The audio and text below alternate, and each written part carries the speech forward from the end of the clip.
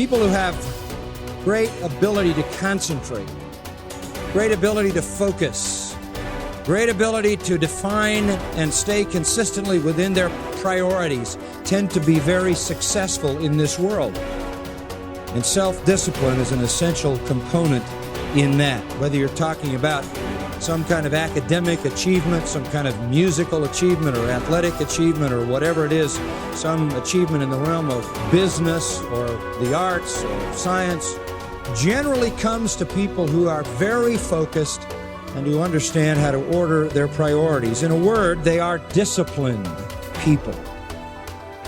I've always been disciplined myself because I've always lived a disciplined life. I lived in a disciplined household, like there was no such thing as I don't want to.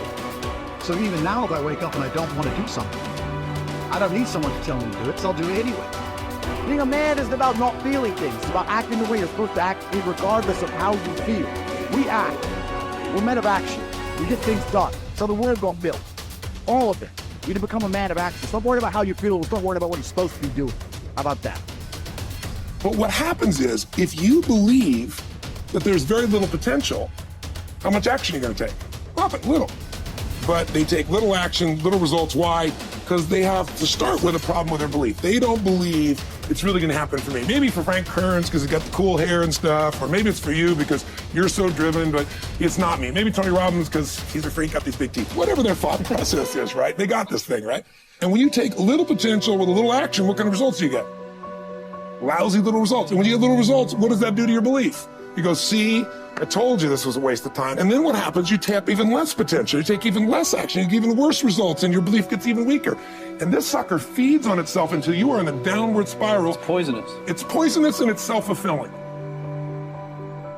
Now, what if something could happen that could come along and fill you with a sense of absolute certainty? Not like I believe, but where you know.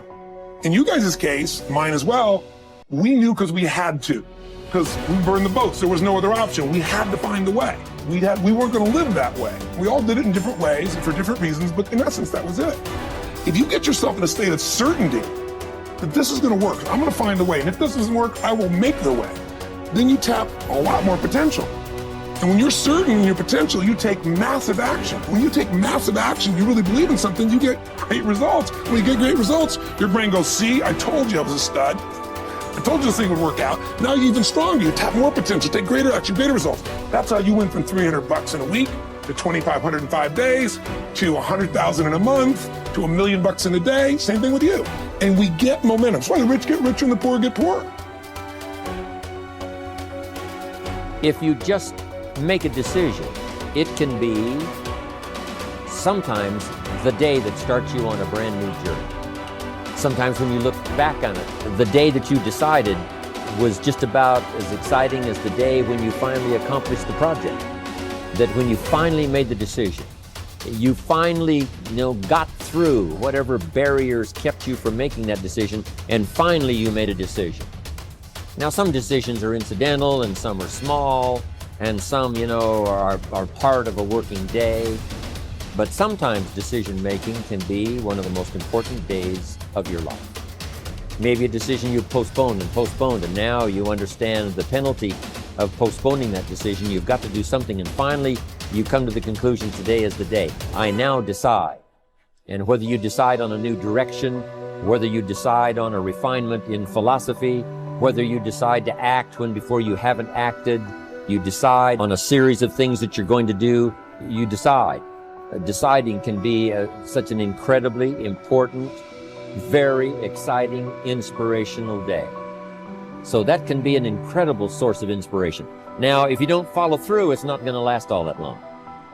If you decide and then, postpone and you decide but you still don't get to it for a week or a month or a year, soon all that energy and that source of inspiration is all dissipated.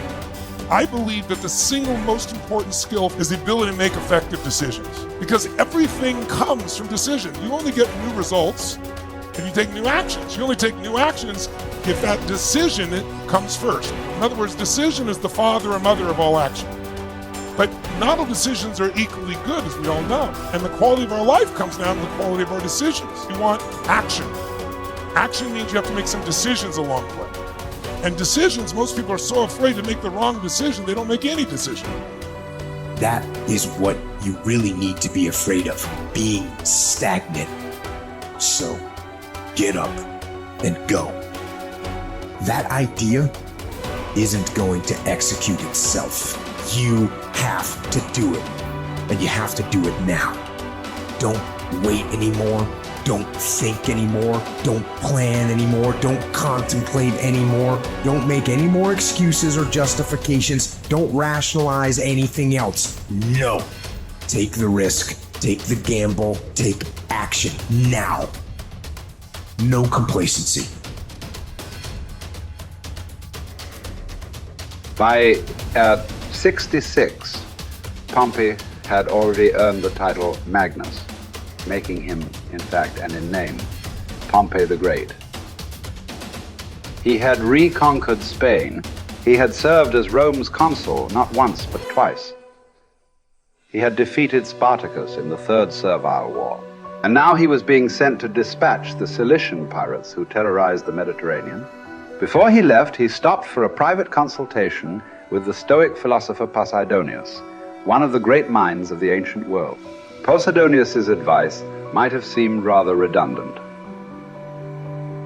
Be the best and always superior to others, he had told the ambitious general, quoting a line from the Odyssey. But Posidonius wasn't talking about achieving more victories over the enemy. He was talking about conquering the self, not honors, but being honorable. Plutarch tells us about a far less famous general and statesman in Greece, many generations before Pompey. Despite his brilliance on and off the battlefield, Epaminondas was appointed to an insulting minor office in Thebes. In fact, it was because of his brilliance that he was put in charge of the city's sewers. Instead of being provoked or despairing at his irrelevance, a number of jealous and fearful rivals thought it would effectively end his career. Epaminondas took fully to his new job, declaring that it is not the office that brings distinction to the man. It is the man who brings distinction to the office. With hard work and earnestness, Plutarch wrote, he proceeded to transform that insignificant office into a great and respected honor, even though previously it had involved nothing more than overseeing the clearing of dung and the diverting of water from the street. Best is the person who adds shine to their accomplishments with their discipline, not the other way around.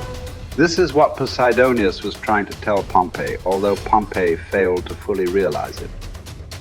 In the end, it's not about what we do, it's about how we do it, and by extension, who we are. Too often, we find people choosing to be great at their profession over being a great human being, believing that success or art or fame or power must be pursued to the exclusion of all else. Does it have to be that way? Does being loved have to be at odds with being lovely? Or can temperance, as Cicero claimed, be the fine polish on top of a great life? Queen Elizabeth inherited the monarchy. Marcus Aurelius was selected for the purple as a boy. But it wasn't the throne that made either of them kingly.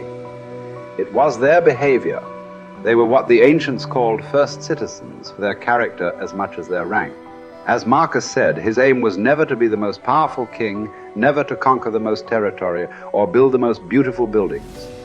Instead, he was after perfection of character, to live your last day, every day, without frenzy or sloth or pretend. It just happens that wonderful external accomplishments, like those achieved by Elizabeth and Marcus, can come out of internal endeavor. They are not the goal, they are the byproduct. Conquering the world is almost easy after we have fully conquered ourselves. Certainly fewer people have done the latter than the former. This is what you find when you study the true masters of any profession. They don't care much about winning, about money, about fame, about most of the things that have come their way as a result of their success. Their journey has always been towards something bigger. They aren't running a race against the competition. They are in a battle with themselves. Self-discipline has never been about punishment or deprivation. It is about becoming the best that you are capable of becoming. The battle to be the best has less to do with beating others and more to do with beating down those urges. those flaws, those selfish instincts that every human has. There was never enough for Pompey, nothing sacred. His endless ambition, his insane love of glory, as Posidonius called it, would ally him with Caesar, setting in motion the destruction of the republic he once loved. He would wake up to this Faustian bargain eventually and fight valiantly to preserve Rome, but it would be too late. He would be defeated by Caesar's armies at Pharsalus in a day, losing everything that he had acquired, and then shortly thereafter losing his life as well. His last words would quote another ancient playwright, Sophocles: "Whoever makes his journey to a tyrant's court becomes his slave, although he went there a free man.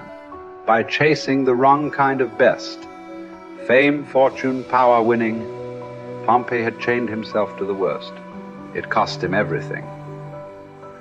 As it does for all of us, when we compromise, when we relax our discipline, when we make exceptions and do what is expedient instead of what we know is right.